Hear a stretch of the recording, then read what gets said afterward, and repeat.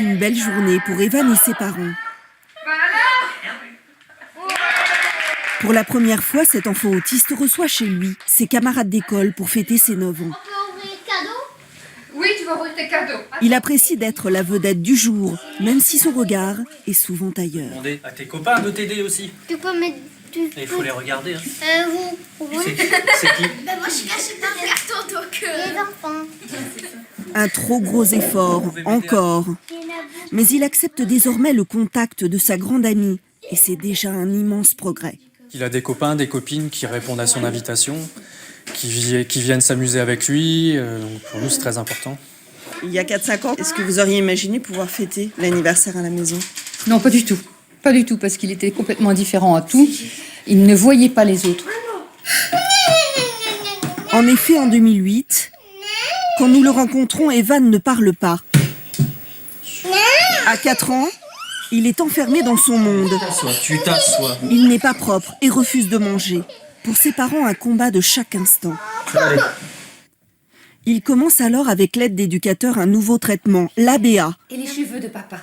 à base de stimulation permanente, avec récompense et félicitations. Il entre au bout de quelques mois à l'école maternelle, C'est moi le chef d'orchestre. quelques matinées par semaine, puis tous les jours, et fait rapidement des progrès. 15, 16, 17, 18, 24. Bravo. Pendant ces 5 années, une éducatrice est toujours à ses côtés, en classe, et le récompense par un petit gâteau ou, comme ici, un bonbon. Tu comptes combien d'enfants dans la classe? Evan, t'es prêt ? Oui, on y Quand va. nous le retrouvons cette année en CE2, Evan a 9 ans et il a encore progressé. Est-ce un rêve ou un véridique ? La grande nouveauté, c'est qu'il n'a plus d'éducateur à ses côtés, juste son institutrice. Tu rêves? Non. Bah si, bah alors. Ok, je m'active. Tu t'actives. Allez, qu'est-ce que tu dois faire en dessous de acheton? D'accord, tu as retrouvé le Acheter. acheter. Il faut souligner. Souligner quoi? Les éducateurs, entre guillemets, ne sont plus nécessaires. Avant, c'était par rapport pour gérer le comportement. Je me souviens que quand il était en CP, c'était le comportement qui posait problème. Et là, non. Bon, après, c'est la mise au travail, mais vraiment que ça. Après, Il est encore un peu rêveur. oui. Evan, on y va?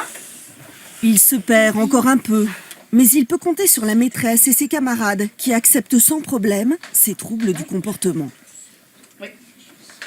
Il sait mieux parler, il dit quand il est heureux et il joue avec les autres. Qu'est-ce que tu aimes bien faire à l'école ? Travailler. Et de jouer, manger. Jouer et manger.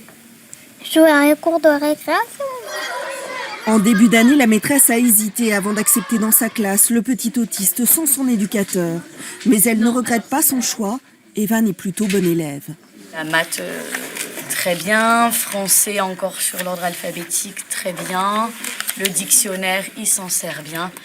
Calcul mental, c'est toujours parfait en maths. Alors après, on arrive à ses limites aussi avec, là, par exemple, une évaluation de sciences.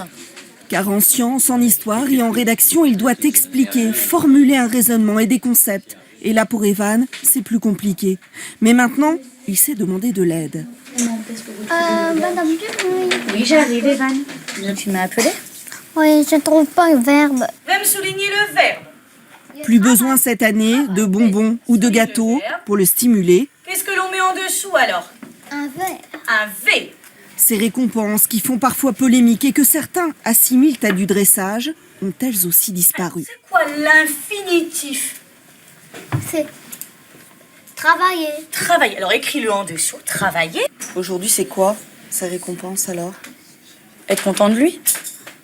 Il le Des- dit souvent des qu'il est compliments, content. Oui, des bons compliments, bons points. Et demander s'il est content. Il le dit souvent. Oui, là, je suis content. À la maison, des psychologues accompagnent encore quelques heures par semaine la famille. Ce traitement expérimental, qui peut coûter jusqu'à 2 000 € par mois, concerne aujourd'hui une vingtaine d'enfants. Dans quelques temps, les professionnels vont se retirer complètement, mais ils ne seront jamais très loin. C'est un handicap, c'est pas une maladie. Donc il ne va pas en guérir. Par contre, on va faire en sorte qu'il puisse apprendre à apprendre dans tous les environnements de son quotidien. La relation avec ses camarades, le langage, ce sont les prochaines étapes sur lesquelles Evan va travailler. En attendant, c'est un petit garçon curieux que nous avons redécouvert.